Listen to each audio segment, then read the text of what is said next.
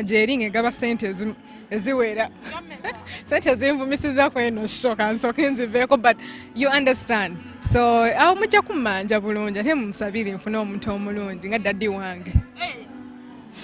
Toyinayo gwolaba? Bangi bendaba, musabire nchuzinge bulungi. Qualities ki zotunuulira n'ogamba mbuno no ye? Bwe nayogera qualities zange mujja genda mu faking anti ze qualities mulina. Nina ku screening nze kane ngamba check, okay, tick. Niyo muntu bosokera omugamba, oh, these are my qualities. Asoka na acting ezo qualities zonna nakulimba limbo. Ngena okutuuka eri nga yali mask. N'ogamba tewali nyabo. Yes. Which one? Ono tuli ku premiere ya reality TV show Kampala Cream. Tandise leero ku airing ku Power Magic Prime. Yes. Badde wali ozannyeyo wali wakozeeyo ku reality show? Sinakola ku reality TV show ate era sinagira mu Uganda. Eringa bwetiso gye nsooseemu. Yes. Ebintu bino bye mwali mugira byali scripted oba tebyali? Ebintu tebyali scripted. Nange nalinga ngamba ebiddala biri real. Ngaba producer batugamba, this is real, this is what she has to say about you, and you're like, ninokodayo nkole homework, I have to go and re-strategize and and everything, but bam, bibiri real, nothing is scripted. Yes. Sini zonna zozanye oba zobaddemu gwe wasinga okukalubiriza? Wasinga okunkalubiriza nga omukyala yali akoze event eya bougie nga tantegedde nga ndimubuuza cause yambooking right the day before her event nga nyingidde story enangamba mbere host we, then nemubuuza, okay, so do you have a budget? Okitegeera, because usually abantu balina going through your team okubooking okola batya, so nemubuuza, do you have a budget? Kwaye, I don't have a budget.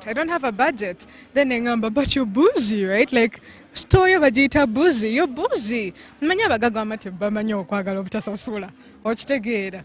Nino mubuuza cause tutogenda butayambala, olina okujja nga oyambadde bulungi, olina okujja nga okoze ka make-up osibye enviiri ennungi, mwetegese bulungi ng'omuntu obuvunaanyizibwa. So you're not going to pick out of your pocket, right? Ekyo kyaleeta obuzibu ku show yonna.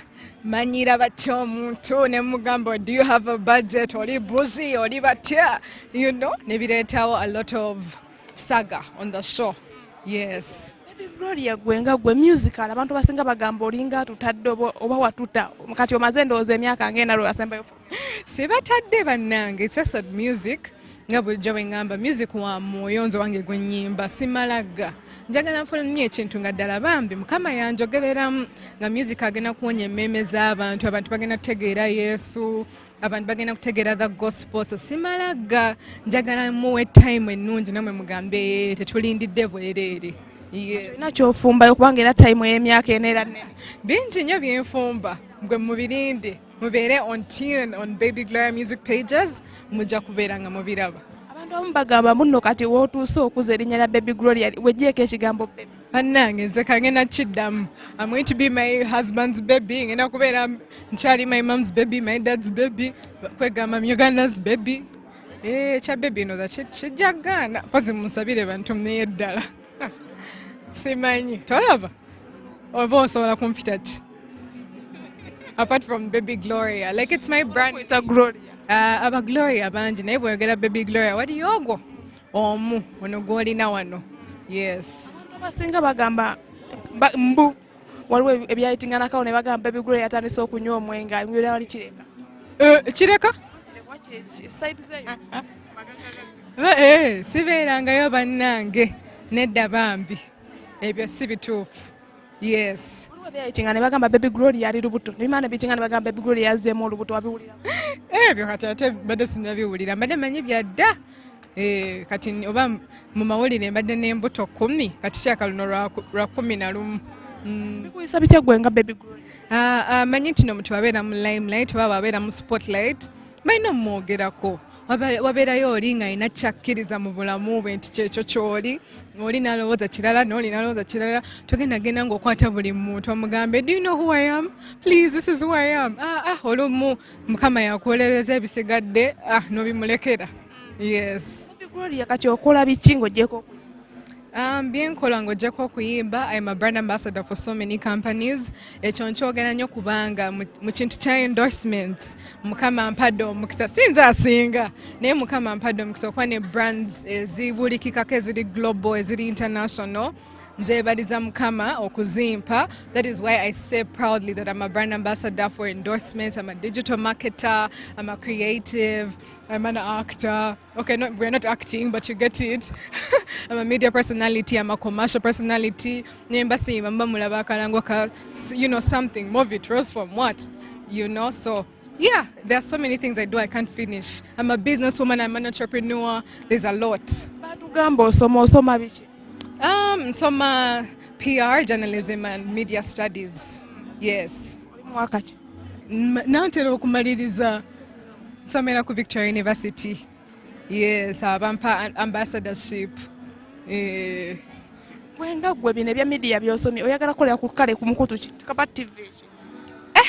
Nabiyingiramu kubanga oba kubanga omuntu olina okuba n'empapula zo. Olina okuba n'empapula zo naye era bwe kiba nga kizenga deal nungi siyina buzibu naye si bye ndiko mbu ndowooza nnyo ngenda ku TV ki ngenda ku radio ki. Though I love radio, people keep on telling me I have such a nice radio voice and everything, so maybe if such a good deal comes nsobola okujoininga. Program ki gy'olaba n'ogamba eno program ngisobola singa ngenda ku radio baku Program teri kye sitasobola. In this world there's nothing that I can't do. Yeah, there's nothing I cannot do through Christ who strengthens me. Yes. Osoma kufuna mpapula naye by'osoma already ebintu ebinapula. Byonna byenze nga nkola kuva buto nga terina binsomeseza. Okay, my mom and my family, but byenze nga nkola practical. Kati just nina balaga nti no ne theory mulina. Yeah, which nali njagala okukola ebintu ebirala bingi nnyo ng'oggyeko byenkola kati. I wanted to do law. People say I would be such a good lawyer. I love law. I love international relations. I wanted to work in the UN. Bingi nnyo naye ne ngamba kansooka nkola ebintu ebyokufuna empapula just bino tunaabiraba edda. Yeah. Ebiseera bisinga omuntu watuuka ku level kw'oli oba ne w'oli oba ne kale ngambe ne ku campus omuntu ali yagamba ye gwe Gloria afumbirwa ddi. Fumbirwa ddi kasange na graduating awo mu manja bulungi nnyo ddi ngenda okufumbirwa kubanga batera okugamba bw'omala okusoma ki ky'olinda ate nze atagenda kukolera mu office ya muntu empozi nga gyeringa egaba sente eziwera sente zinvumisizaako eno shoka nsooke nziveeko, but you understand. So awo mujja kumanja bulungi ate munsabire nfune omuntu omulungi nga daddi wange. Toyinaayo gw'olaba? Bangi bendaba, musabire nkyuzinge bulungi. Qualities ki gy'otunuulira n'ogamba mbu nono yemu? Bwe nayogera qualities zange mujja genda mufeekinga nti ze qualities ze mulina. Nina ku screeninga nze kane ngamba check, okay, tick. Naye omuntu bw'osookera omugamba oh these are my qualities. Asooka na acting ezo qualities zonna n'akulimbalimba ogenda okutuuka eri nga yali mask. N'ogamba what? You had none of those qualities? No, so I don't say my qualities. Let way just newe ziba bbiri zokka ogambe ku 10 zenjagala qualities actually. Of course, the non-negotiables are God-fearing. You need to be a born-again Christian. There's no way we're going to link different worlds together. You need to be my friend, my best friend. You need to be supportive. Ebisigadde sisa bibagamba. Atali mulokole tozunga. Amanyi lwaki atali mulokole? Kati banaye nga tufuna ekizibu nga nzina musaala nga gwe tamanyi kuba saala. Sure, we know kwanga now when you join me and our family has to be powerful. Nga tedi chisatu attacking. And omuntu atali mulokole rana weka in a family, you know. So, omulokole ye is a non-negotiable. Era mulokoke. Kuzala abana nga bameka? Abana. Akabuto kajja danga sina baana. Ate wenzala abangi banna tekayikuuke naye nga 2 or 3. Woba wakubeera na musajja ng'odatinga omusajja mudatingira olowooza musobola datingira myaka emeka nga temunneewasa? I think it depends on God's will. Naye I think omuntu olina omumanya ebyaddala nti omuntu olina omumanya for some time n'otayingira kintu n'obeera surprise all the time. You surprise but also not too long. Ani gw'okooya tokooya abaana b'abendi. Temubuuza. Mwana ogamba tolyagala mukoya courtship tugibalire emyaka. Owaayi ajje mumanye bulungi oba biggwera mu myaka eno oba ebiri yamanyi. I'm joking. Mukoyeza nnyo. Ayi bayagala bbanga ki gwayagala bbanga ki? Sinze ngenda mu courtship na. Amba gwe courtship gy'oyagala ebbanga. Ennaku 3. Ennaku 3 gwogo guba mu mwoyo gwaki? Mwoyo gwa last. Ennaku 3 ogwo mwoyo era ngoba mu linnya erya Yesu. Nagwo nofuna osooka mujjamu mwoyo. Ennaku 3 no honey oyo aba alimba. Naye nga inbox yo mulimuko abazze nga Mwebali bambi sijja kulimba era ndowooza ngeri gye ndi mu limelight simbu ndi wakabi oba mbu banange ndi mulungi nnyo naye era omuntu abeera mu spotlight kyangu nnyo okuba ne layini y'abantu. Bali muli beetabula. bugambo ki basinga okusonza? Era bwa bulijjo you're beautiful. Oh my God this, oh my God that. Yar. Omwana. Hi, thank you. How are you? Long time. Long time. I've not seen you like over for the last met at over where? It was when you guys were doing that cake. Hey, yes. I speak up. Yeah. Okay, let's first do for Uganda, for English, then the Uganda guys are going to come. Yeah. Okay. Hey, baby Gloria. Hey, how are you? Look amazing. Thank you. You're beautiful tonight. Thank you so much. What is this you're putting on? I'm putting on Hers Uganda. One of the best fashion designers in Uganda. Yes. The jewel? The jewelry is Essence Store. Yes. Tafedinga. Essence Store Chikuba. Okay. Like you say others are fading. Nedda sikisibwe ngambye. Omanyi omuntu asooka lowooza n'ebifeedinga. Nze mbagambye tebifeedinga ebya Essence Store. Tonight they're premiering Kampala Cream, and we've not seen you in on the other side of you doing this. Yes, even for me, this is a surprise. We have always wanted to do a reality TV show with my family, but when this came in as an idea, we were like, oh, we have to go and do it. Yes. And what does it portray you in this Kampala Cream, this reality show? This reality TV show, at first I was like, Banange, people have never seen me like this. No one has ever scratched me like that. But then also, I think it's a privilege, it's a good platform, it's an amazing space, it's a huge space, and I thank God for it. Nebaza Yesu. Are we still doing music? Yes, we are doing music. Do you have I'm multi-talented, nkola bino nabidi, brand ambassador, endorsements, reality TV show, byonna mbikola digital marketing. There's a lot. Kati olumu saga kuwa bintu biri half-baked music yetaaga time. Naye mumulinda ajja because it's my ministry. When did you last give us one? I think it was before I entered the university.